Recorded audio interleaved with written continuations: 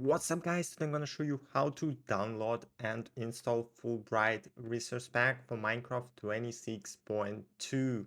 As you can see, I'm in a brand new sulfur cave that was added in this version 26.2. There are some little baby zombies here, and as you can see, I can see everything in this cave because the brightness is full. So let's get started. First of all, how to download it. I gave you the link in the description to my Telegram channel, and here you can see this post. On this post, you just need to click download here and you will download the file with this resource pack. Just save it on your PC, like in the place where you can get it easily.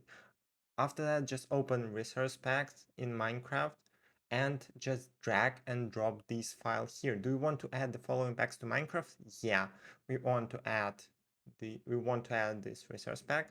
And as you can see, without this resource pack, everything is so dim. I cannot see everything. But here, let's turn on the resource pack and I can see everything clearly in this cave. So yeah, that was all guys, link in the description. Thank you for watching, see you next time.